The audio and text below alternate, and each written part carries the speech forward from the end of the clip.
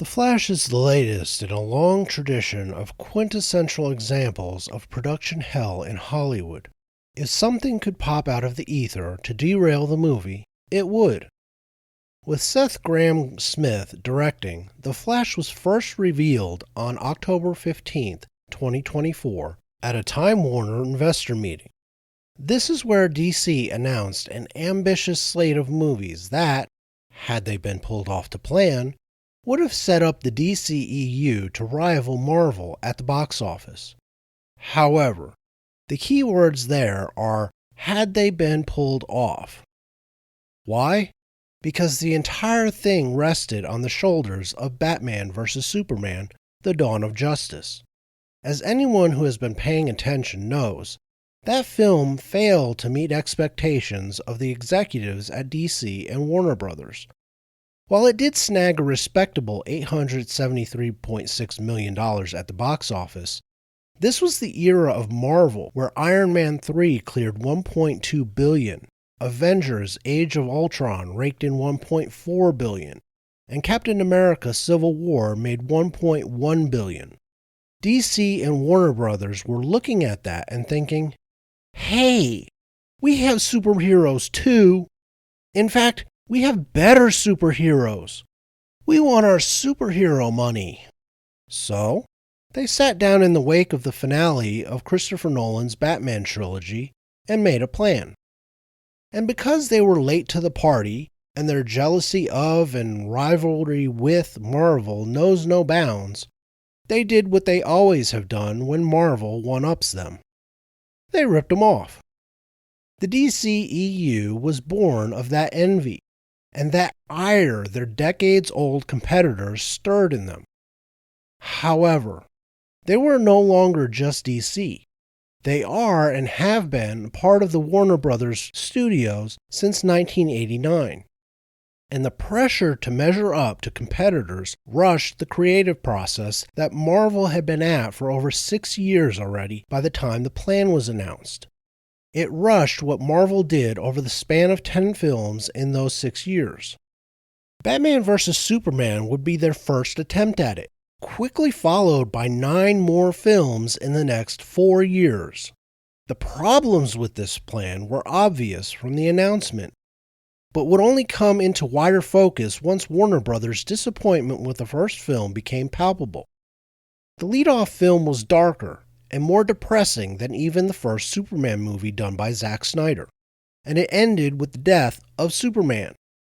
If you are trying to put together your own cinematic universe, you sorta don't start by killing your biggest hero and making it the fault of your most popular hero. Having poorly cast Ben Affleck as Batman did not help.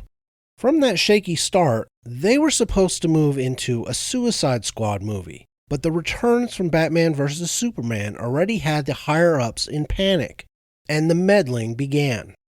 What resulted was a mess of a Suicide Squad movie that underperformed, doing even worse than the first film at the box office, though on a smaller budget. What was worse was its reception by fans and critics.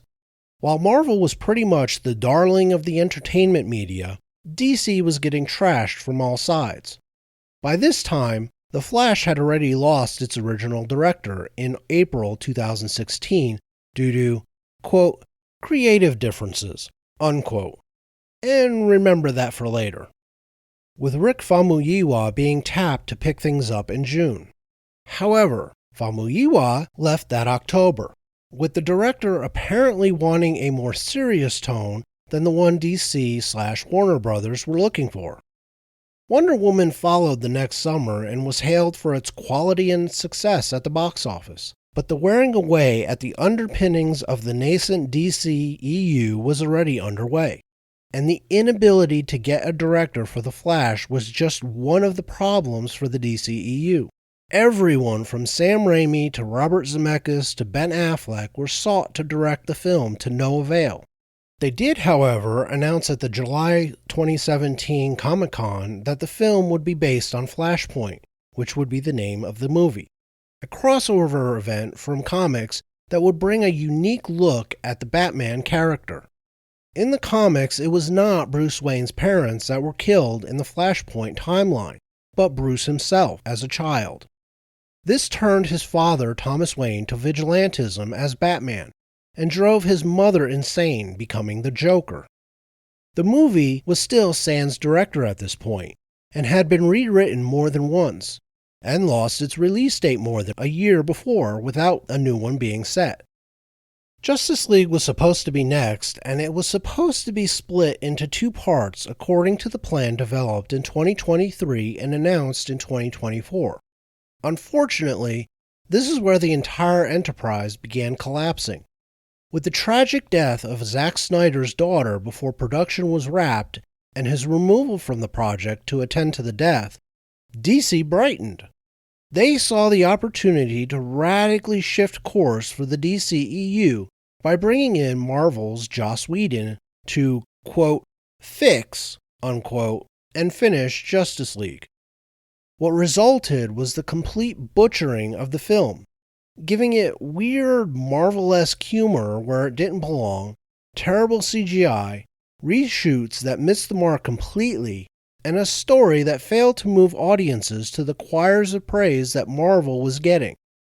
And it was griping the executives overseeing the whole enterprise, especially since Justice League made even less than Suicide Squad on a much bigger budget, bigger than even Batman vs. Superman. This is also around the time that Warner Brothers and DC entered into negotiations with John Francis Daley and Jonathan Goldstein, two writers who would later pen Dungeons & Dragons: Honor Among Thieves, the latest attempt at a D&D movie that was released in March of 2023. The talks started in January 2018, and in March they were confirmed as writers and directors of The Flash, reverting to the original title from Flashpoint announced at Comic-Con. The response to the failure of Justice League was to begin paring back the announced plan, canceling the second Justice League movie, the Cyborg movie, whose character was barely in the theatrical version of Justice League, the canceling of the Green Lantern film, and postponement of The Flash. And this is where we need to talk about The Flash specifically, because while the movements of the executives at Warner Brothers and DC are important to tell the tale of what went wrong with The Flash, that is not the lone driver of its odyssey from the 2014 announcement to the upcoming June 2023 release. The original release date of March 23, 2018 came and went, but the movie had yet to shoot a single scene. And when Ezra Miller saw the direction Daley and Goldstein were taking with the story, he was displeased, beginning to rewrite the movie himself in a collaboration with comic book writer Grant Morrison. Miller disliked the more lighthearted script the two new directors wrote, but Morrison would later refute the idea that he wanted a dark movie. The studio wanted the lighter tone, flinching away from the entire Snyderverse aesthetic that characterized all of the previous films except Wonder Woman. While the studio would reject the Miller-Morrison script, they asked Miller to remain attached to the project in May. 2 months later, Daley and Goldstein left, and The Flash was once more rudderless, everything but the star up in the air. Warner then got the writer of Birds of Prey, Christina Hodgson, to write the new script for The Flash. They also entered into negotiations with a new director, Anthony Muschietti, who was hired to direct the movie in July 2019. They set pre-production to start in January of 2020. At this point, The Flash was over 5 years into its existence as a project. Muschietti's film was scheduled for a July 1, 2022 release. The next year is when the wheels really start coming off the train that was The Flash. Something nobody saw was bubbling up in China. Then, in April of 2020, video surfaced of Ezra Miller choking a pregnant woman in Iceland, grabbing her neck and pushing her to the ground outside of a bar.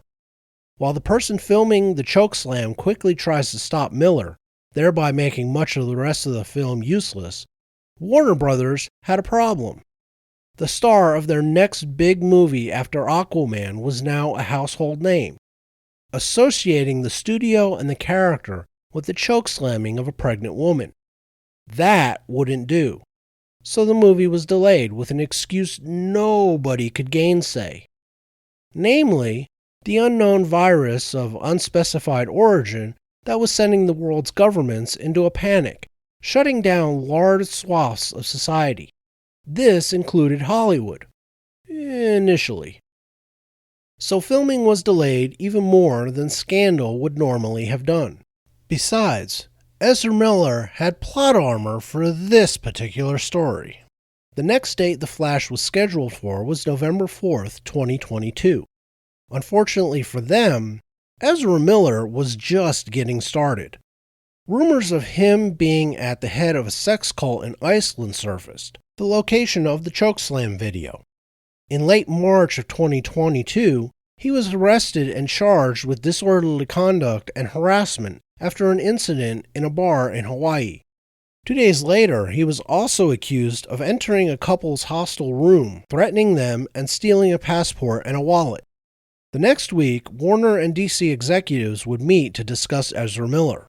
The conclusion of the meeting was to pause any and all DCEU appearances by him in the future. But The Flash would still go on.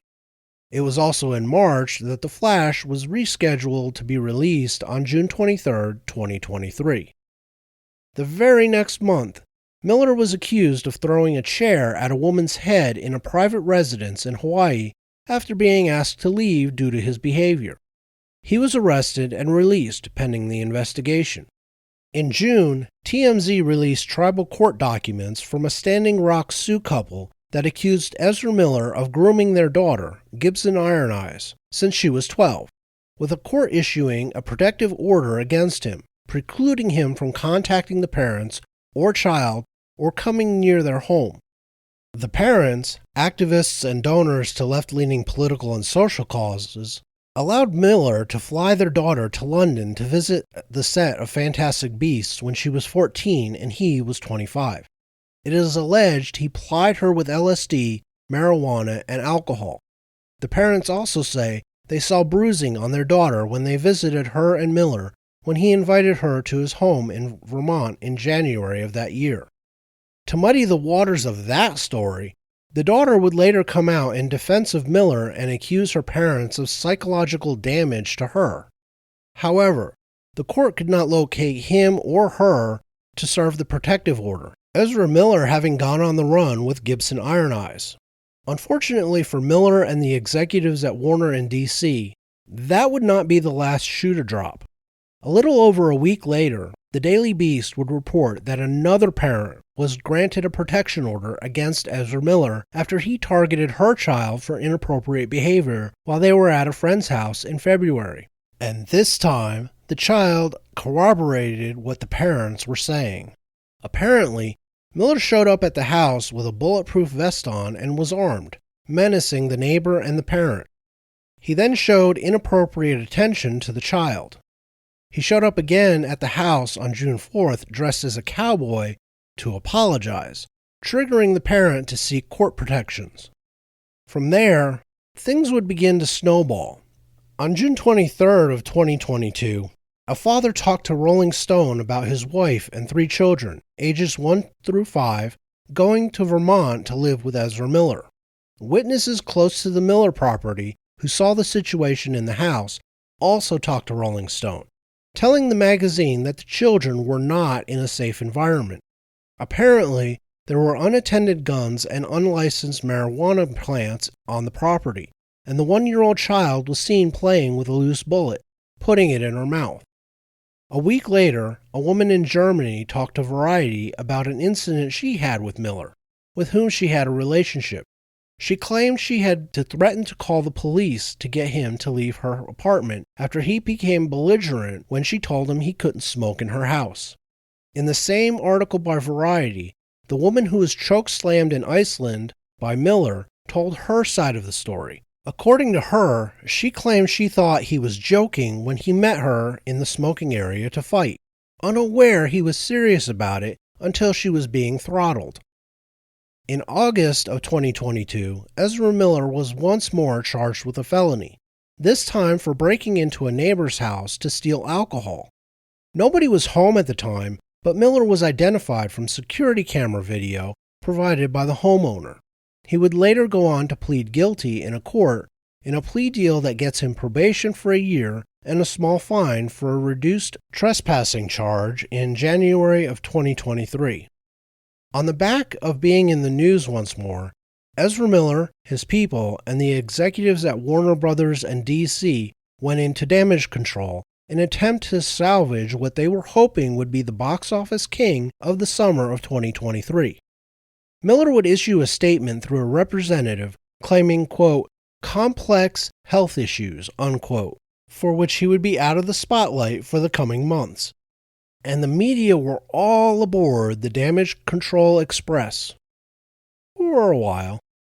Variety would release an article in September of 2022 that would detail some of the emotionally manipulative behavior Ezra Miller displayed in his relationship with a former fiancée.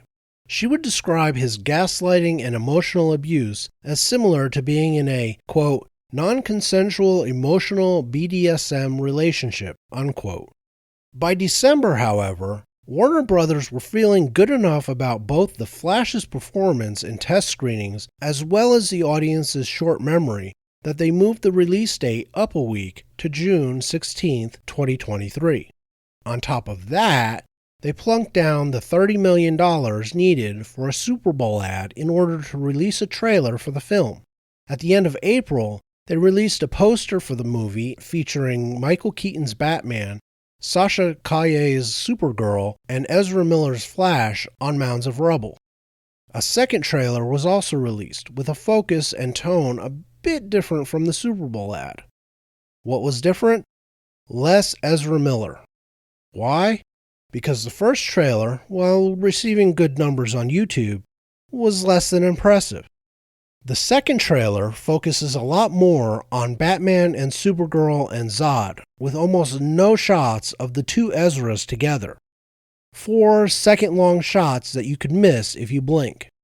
It also had Michael Keaton doing the opening narration for it. It is a more focused and serious trailer that tries to reel you into the movie with continuous action, member berries, and a sparse explanation of the story. We are a month out from the release, with nary a scandal hitting the news in 7 months, and 4 months since his slap on the wrist for breaking into a neighbor's house to steal booze. What do I think?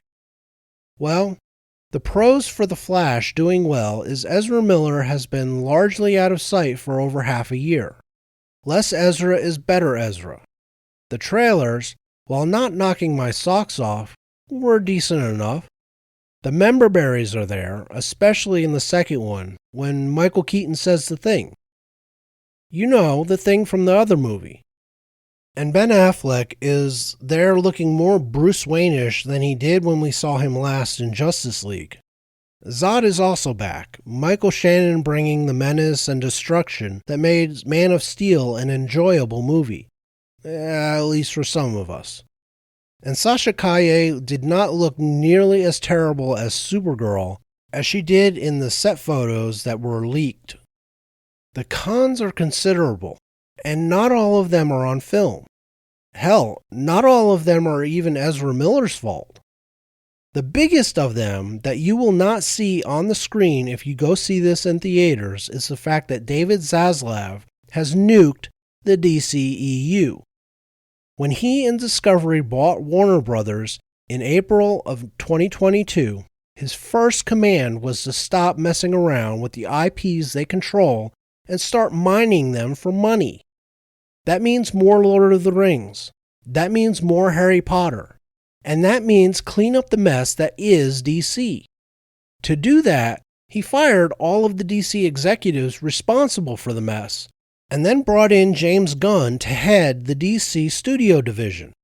The first thing James Gunn did was drop the DCEU in the toilet and flush, even though they had films still in the post stages of production and on the schedule for release. This included Shazam 2, Blue Beetle, Aquaman 2, and yes, The Flash.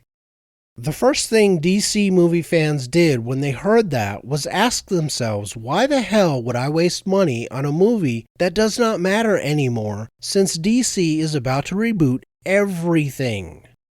None of these characters will matter going forward.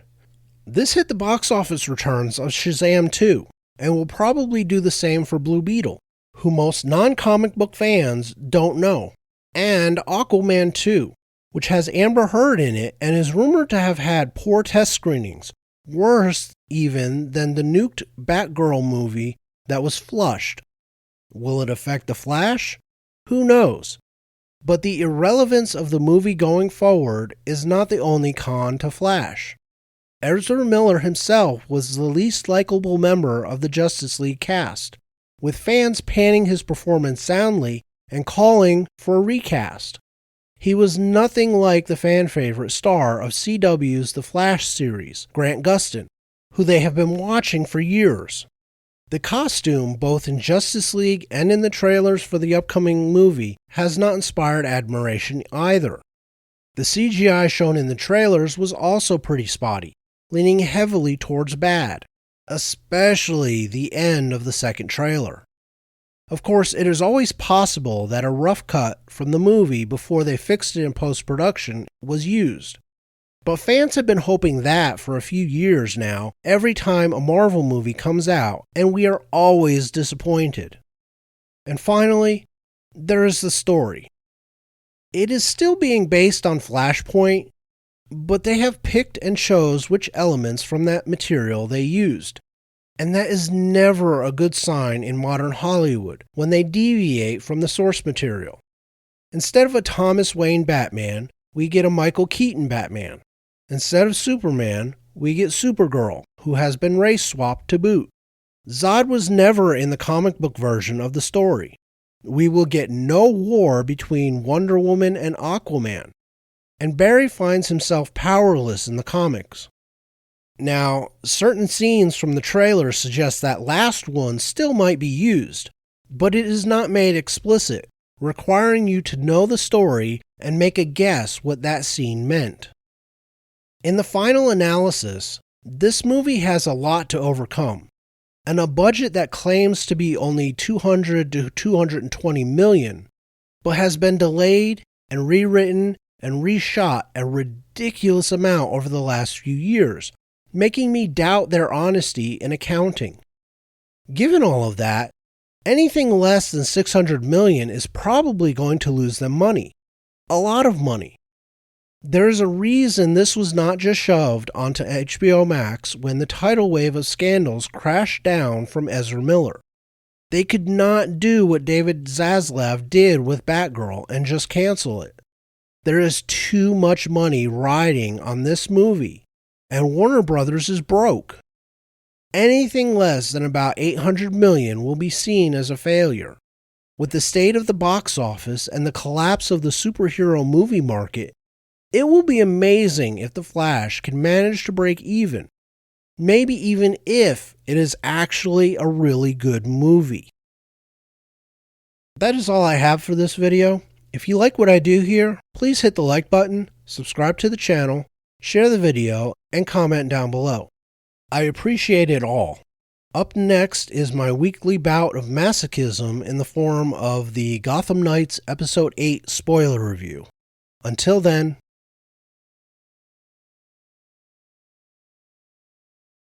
tschüss.